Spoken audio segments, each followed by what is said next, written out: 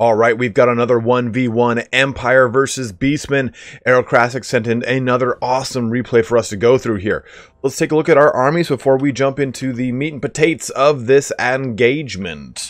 So, as far as our Empire player goes, that is Aerocrastic, of course, we've got 3 units of Flagellants. These guys are pretty hot and nasty here, of course.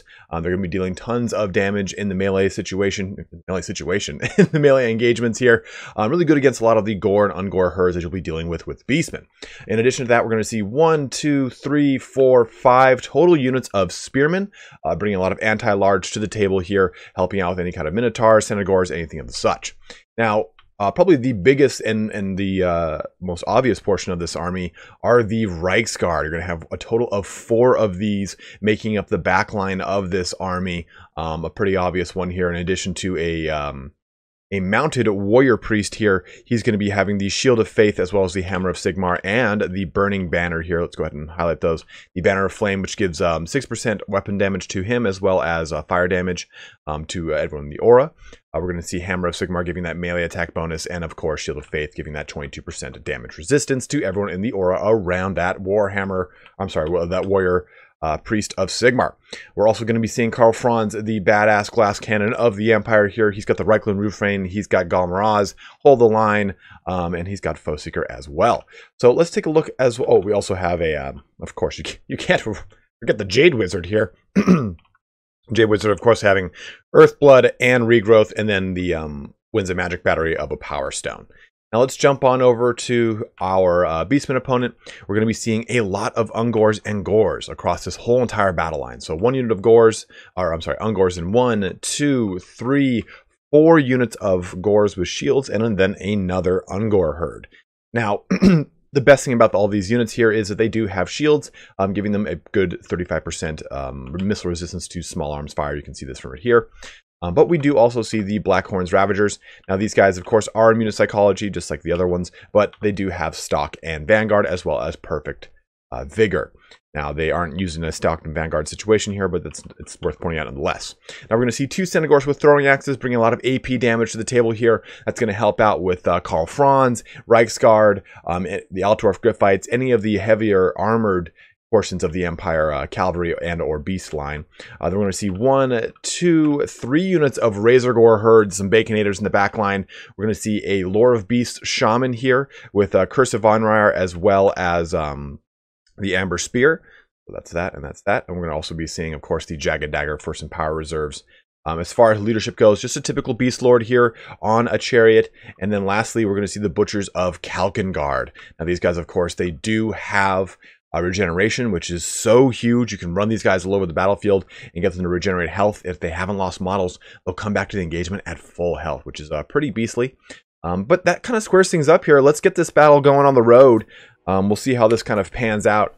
Aerocrastic has a pretty good force here, and really the Beastman player has a very good force as well. We're going to be seeing 2 very heavily opposing armies with a lot of cycle charging, I'm assuming, across these Razorgores, across all these Reichsguard, and a quick little static movement here.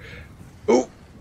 Get some, a heat-seeking Amber Spear just smashes into those Reichsguard, doing tons of damage. We got the Baconators looking to just heave into these Flagellants, just bucking them about. We got Gores, we got Tooths, we got Hooves, we got masks on going all over the place. The BDSM Flagellants are just being chucked about by those Razorgores.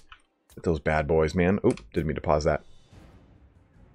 Well, across the whole entire line, we're seeing the engagement meet in.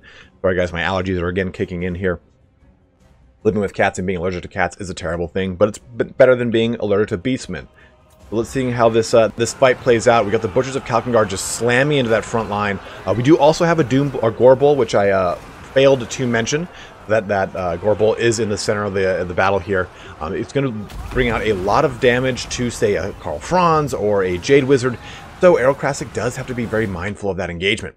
But we can see here that the Warrior Priest has tricked off Hammer of Sigmar and Shield of Faith. The Reichland Runefang is also being tripped off by Karl Franz, as well as Stand Your Ground.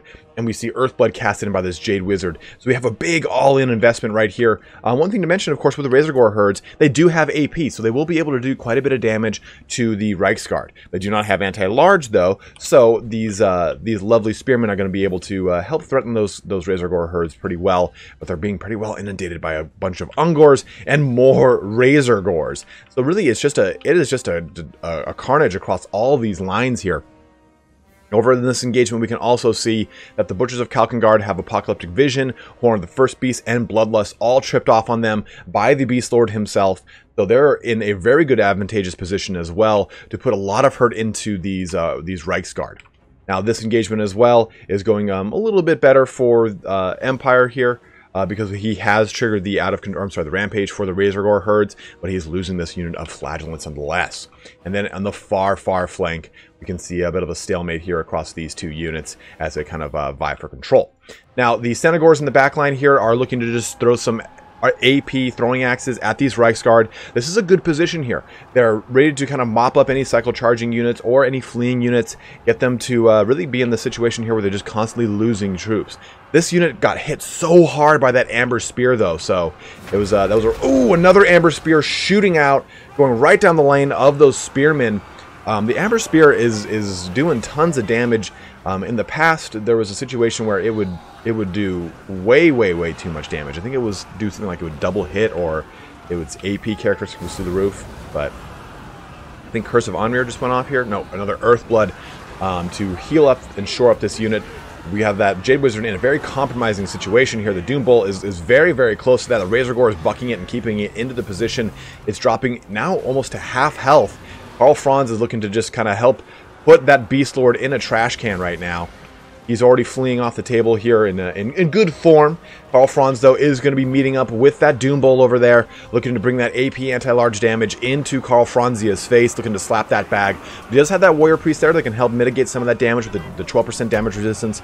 But the bad thing here is those Senegors, they're in a really good position. There's not much threat coming to them, well, minus this unit of Spearmen, and they can really just have free reign of chucking into Karl Franz here. So Aerocrastic does have to be mindful of that because those guys can do a lot of damage, but it looks like right now the Senegors are focusing on taking down either the Reiksguard or the Flagellants. If I follow these axes, it looks like they're going into the Flagellants. I can't, unfortunately, see where they're going 100%. But as we take a look at the rest of the battlefield here, you can see again, Beast Lord is fleeing off the table here on the right side. These two pockets are in a pretty good stalemate over here. This left flank has kind of joined into this center fray, and we can really see the thick of the battle is on the Franzia right now. Those Senegors with throwing axes were going to be threatened by these spearmen, but we can see that the Blackhorn's Ravagers has pushed into the rear of them. We got a nice charge here in from the Reiksguard. Now it's not going to be enough to really take care of these Senegors, but it's going to be it's hopefully going to mitigate some of the damage being thrown out by them. You can already see the Karl Franz is being just chipped away by those Senegors. The Warrior Priest has tripped off the Shield of Faith here, doing that nice 22% damage resistance, helping him get out of that fray. The Doom Bull is also getting shot into the dumpster as well, but the Butchers of Kalkengard are looking to just slap the bald head of that Warrior Priest. They don't care how close to Pitbull that he looks, they're looking to come for that Dalai. Now you can see here that the Karl Franz is pushing away from the majority of the fight, looking to chase down the Brave Shaman, but kind of reverts back here rather than kind of getting caught out into all of these Senegors over on this side. Karl Franz coming in here on the Butchers of Kalkengard. Got the Flagellants kind of corralling around him, as well as that Warrior Priest. Again, though, those Senegors coming in to do more damage to him, throwing more and more throwing axes into almost said Beakus. That's not the right name for that Griffin. But you can see here that plenty of damage is being dealt out by those Senegors. The Senegors are used in this exact situation to help burst down. Oh, Amber Spear just missing Karl Franz. Woo!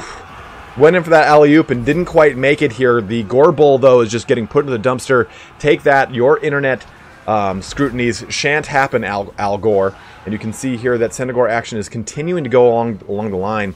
Hammer of Sigmar and Galmaraz being tripped off as well, looking to put that little bit of damage here into that Bray Shaman. But oh no! Karl Franz is shattered. He is shattered right now.